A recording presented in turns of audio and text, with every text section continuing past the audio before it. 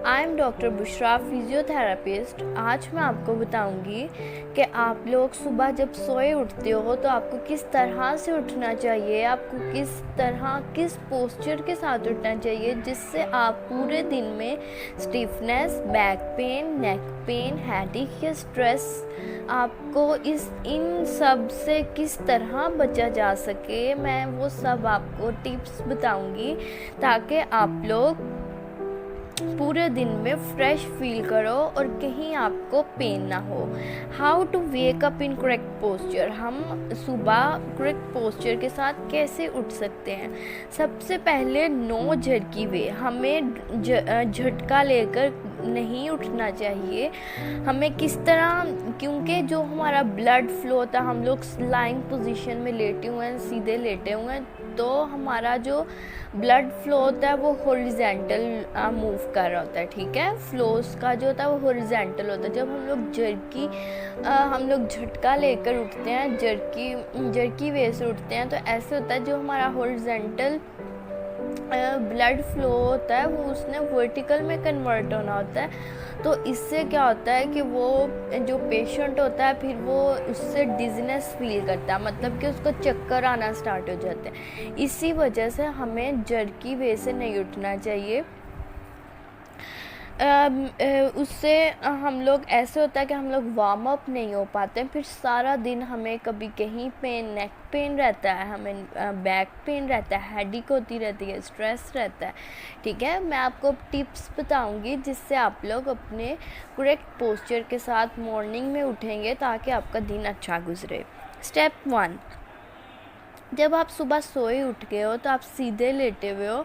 आपने जो आपकी चिन है उसको आपने गले के साथ अटैच करना है, थ्रोट के साथ अटैच करना है। ठीक है, जो आपका हेड है उसको आपने पिलो के ऊपर प्रेस करना है। ठीक है, और इस बात का ख्याल रखना है कि जो आपका हेड है वो पिलो के ऊपर प्रेस है, ड्यूरिंग प्रेस करते हुए जो आपकी चिन है, आपकी थोड़ी है जिसको आप बोलते हो, उसको अपवर्ड नहीं लेके जाना है। ठीक है, इस बात का ख्याल रखना है। ठीक है, और ये हमें किस में हेल्प देता है, ये हमें हेल्प देता है नेक की स्ट्रेंथनिंग के लिए। ठीक है, और अवॉइड हमें बचाता है हेडेक से। अपर बैक स्ट्रेंथनिंग, इसमें हम लोग, इसके लिए हम क्या करते हैं, जो शोल्डर होता है उसको हम लोग प्रेस करते हैं, बेड वाली साइड पे करते हैं, और इस बात का ख्याल रखते हैं कि जो हमारे हाथ होते हैं वो एब्डोमेन पे होने चाहिए और जो हमारी एल्बो है वो फोल्ड होनी चाहिए। ठीक है, इसको हमने शोल्डर्स को हमने प्रेस होल्ड करके रखना है 5 सेकेंड के लिए, और इस देन फिर रिलैक्स हो जाना है। ठीक, लोअर बैक स्ट्रेच, इसके लिए हम लोग क्या करते हैं कि जो हमारी नी होती है ना उसको अपने दोनों हाथों के साथ होल्ड करते हैं, मतलब पकड़ते हैं और अपनी चेस्ट की तरफ लेके जाते हैं।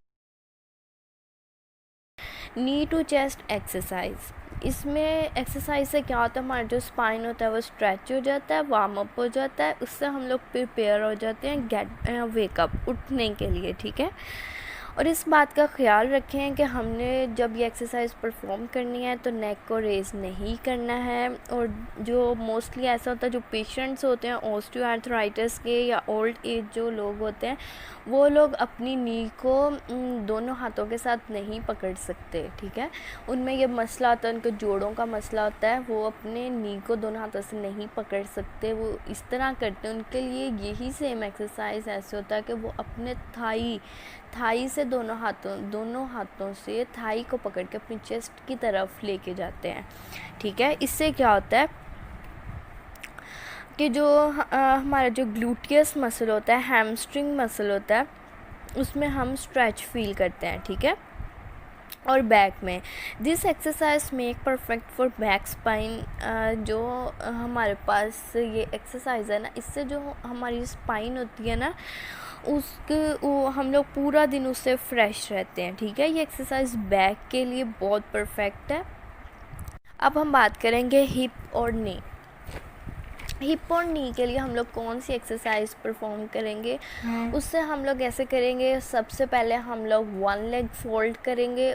ठीक है, फिर दूसरी को स्ट्रेट रखेंगे, फिर दूसरी वाले को फोल्ड करेंगे, एक को स्ट्रेट रखेंगे। इसी तरह आप 5 टाइम्स करेंगे, 5 सेकंड के लिए करेंगे, उसके बाद फिर आप रिलैक्स करेंगे, ठीक है। और ये एक्सरसाइज बेस्ट है नी और हिप्स के लिए, ठीक है,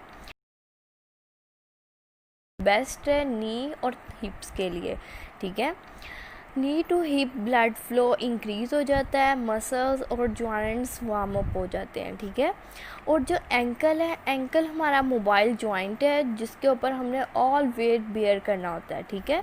ankle pump exercise, ankle pump exercise में क्या होता है, जो हमारा एंकल है, मतलब हमारा ऐसा हम सीधे लेटे हुए हैं, जो हमारा पाँव है हमने उस पाँव को अपने तरफ खींचना होता है, ऊपर की तरफ करना होता है, ठीक है। मतलब कि जैसे हम सीधे लेटे हुए हम लोग अपने पाँव को, मैं बल्कि आपको वो तस्वीर भी इधर शेयर करूँगी जिससे आपको इजीली कंसेप्ट क्लियर हो जाएगा, ठीक है। वहाँ पे हमारा एक काफ मसल होता है जो कि बेस्ट होता है फॉर ब्लड फ्लो के लिए, ठीक है। उसके बाद हम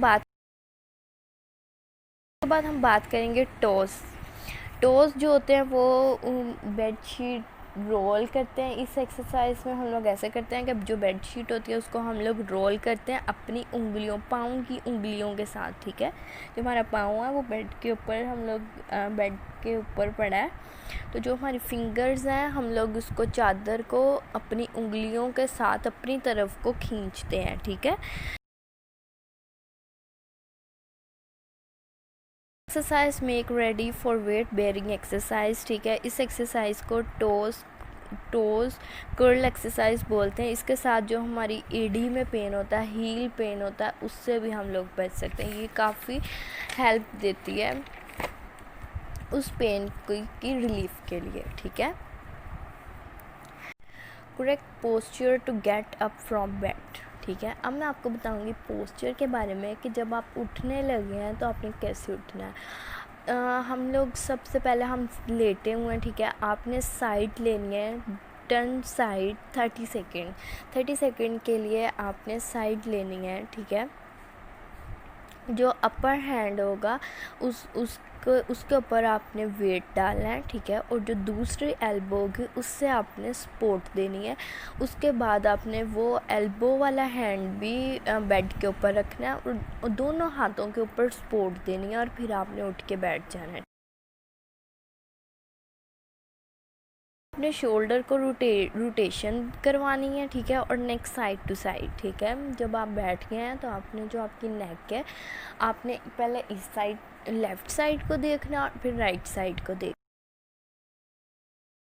थैंक यू।